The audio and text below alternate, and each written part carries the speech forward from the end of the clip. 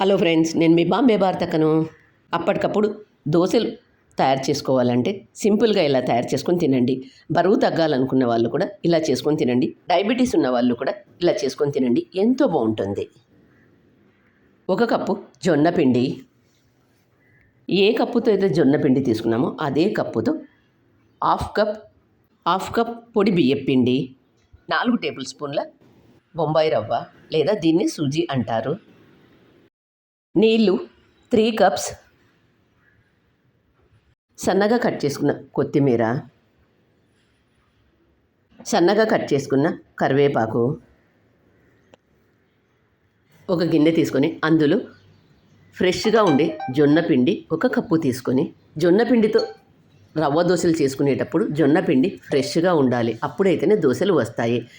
ఇప్పుడు ఇందులో 4 టేబుల్ స్పూన్ల బొంబాయి రవ్వ, ఏ కప్పుతో అయితే జొన్న పిండి తీసుకున్నామో అదే కప్పుతో హాఫ్ కప్ పొడి బియ్యం పిండి, జీలకర్ర 1 టేబుల్ స్పూన్, 1 టేబుల్ స్పూన్ ఉప్పు.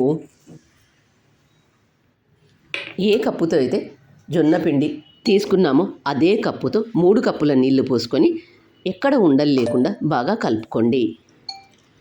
చేత్తో ఇలా అంతా బాగా కలుపుకున్న తర్వాత ఇప్పుడు దీన్ని ఒక హాఫ్ అన్ అవర్ పక్కన పెట్టండి.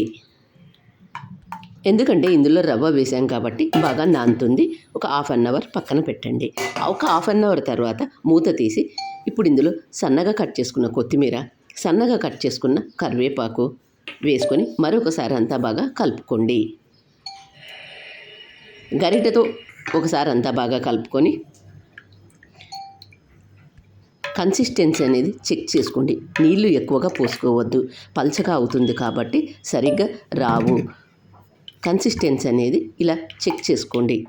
ఇప్పుడు గ్యాస్ ఆన్ చేసుకొని దోశ పెన్నం ఉంటే దోశ పెన్నం పెట్టుకోండి, లేదా ఫస్ట్ టైం చేసుకునే వాళ్ళు ఇలా రౌండ్గా ఉండేది పెట్టుకోండి. ఇలా పెట్టుకున్న తర్వాత హాఫ్ టేబుల్ స్పూన్ ఆయిల్ వేసుకొని ఆనియన్తో అంతా ఇలా స్ప్రెడ్ చేసుకోండి. ఇలా చేసుకోవడం వల్ల దోశ తీయడానికి ఈజీగా వస్తుంది. ముందుగా మనం తయారు చేసుకున్న బ్యాటర్ను గరిటెతో ఒకసారి కలుపుకొని గరిటెతో తీసుకొని వీడియోలో చూపిస్తున్నట్లు వేసుకోండి. జొన్నపిండి రవ్వ దోశలు చేసుకునేటప్పుడు జొన్నపిండి ఫ్రెష్గా ఉండాలి. జొన్నపిండి పాతదైతే దోశలు రావు, కాబట్టి జొన్నపిండి ఫ్రెష్గా ఉండేటట్లు చూసుకోండి. గరిటెతో ఇలా వేసుకున్న తర్వాత మంటను మీడియం హీట్లో పెట్టుకొని కాల్చుకోండి. కొద్దిగా కాలిన తర్వాత అంచుల వెంట నెయ్యి వేసుకొని సన్నటి మంట మీద కాల్చుకోండి. జొన్నపిండి రవ్వ దోశ కాల్చుకునేటప్పుడు టైం పడుతుంది, కాబట్టి సన్నటి మంట మీదనే కాల్చుకోండి.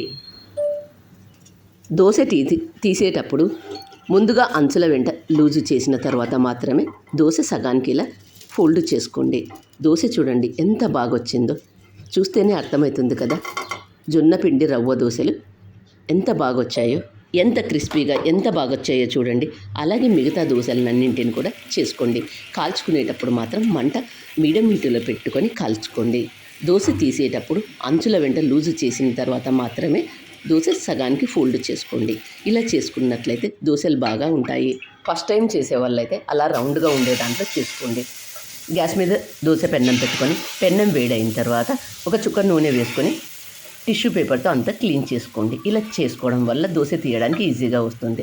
దోశ వేసే ప్రతిసారి గరిటెతో అంతా ఒకసారి బాగా కలుపుకోండి. ఇలా కలుపుకున్న దాన్ని వీడియోలో చూపిస్తున్నట్లు గరిటెతో ఇలా వేసుకోండి. ఇలా వేసుకున్న దాన్ని బాగా కాల్చుకున్న తర్వాత సగానికి ఫోల్డ్ చేసుకోండి. ఇలా తయారు చేసుకున్న వీటిని ఒక ప్లేట్లోకి సర్వ్ చేసుకొని కొబ్బరి పచ్చడితో కానీ పల్లీ పచ్చడితో కానీ సర్వ్ చేసుకొని తినండి, ఎంతో బాగుంటుంది. మరి మీరు కూడా ఈ జొన్న పిండి దోశలను తప్పక ట్రై చేయండి. మరి మీకు ఎలా వచ్చాయో నాకు కామెంట్ చేసి చెప్పండి. నా ఛానల్ కొత్తగా చూసేవాళ్ళు సబ్స్క్రైబ్ చేసుకోండి.